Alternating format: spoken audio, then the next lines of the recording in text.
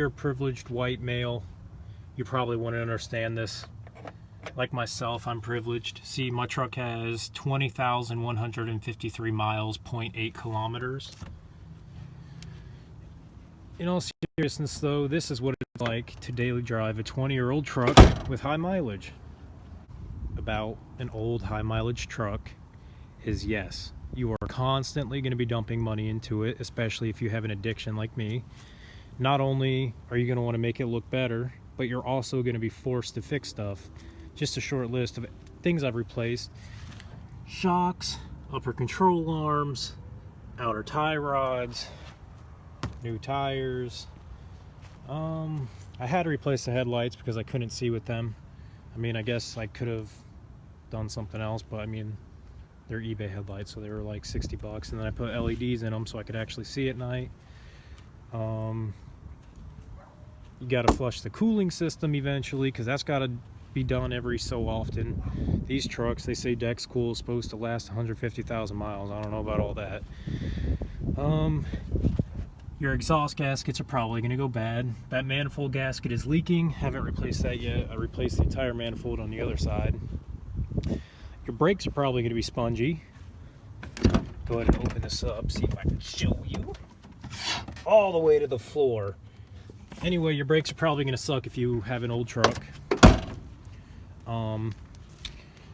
If it's from up north, you may have some rust. That's just surface rust there. But, you know, I've got, especially if you have these old Chevys, they came from up north, you're going to have rockers and cab corners that are completely gone like this. But I've got covers on it, so, oh well. It's Raptor line, looks like garbage. Another thing, you're probably going to want to upgrade your radio. That looks like garbage because I was too lazy to get the inserts and install them and stuff like that, but it works. Continue the list. I've done a tune-up on it. I did plugs and wires. It probably needs new coils because it misfires like it's got a stage 4 cam when it's cold out. If it's like below 65 degrees, this bitch lopes. It's like whoa, whoa, whoa, whoa, whoa, whoa, whoa, but it runs like a dream when it's warm out. You're gonna have to replace belts. You're going to have to replace some lines on it. I've replaced the power steering lines on it. The rear calipers were replaced before I got it, and supposedly the alternator was replaced. I don't know if that's true or not. It was replaced, but probably 10 years ago. What else? If you get it from a dildo, you're probably gonna have grounds that are missing. There's supposed to be a ground that comes from here to the hood. Don't know where that is. That was missing when I got it. You may have a clogged heater core. I just flushed that yesterday. My heat works. Your water pump is probably gonna go bad. I've replaced that. This had a cold air intake on it when I got it. This is gonna have to be replaced. It can be clean, but I'd rather just replace it. What else have I replaced? Oh, I replaced the transmission cooler lines twice on this, and in the process I punctured the trans cooler, so it's just bypassed right now and it's just circulating. Another thing is your AC may not work or it may stop working. So I've replaced the dryer, and there's a new compressor in it. I don't know if you could see it. Where is that dirty little whore? It's down there somewhere. There it is, right there. Yeah, it's got a new compressor and dryer in it. AC works now. So yeah,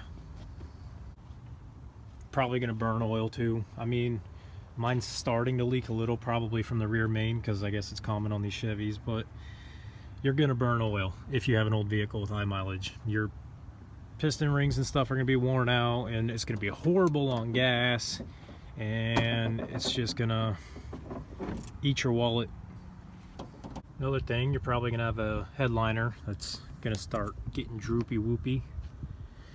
Yeah, she's starting to sag right here in the door jamb, but I'm not worried about that. You're probably gonna have weather stripping that goes bad. There's a lot of wind noise at highway speeds in this sumbitch, but that's okay. We don't need a quiet ride. Probably gonna have carpet that looks horrible, especially if it was used as a work truck prior to this, but that's okay. You don't need carpet.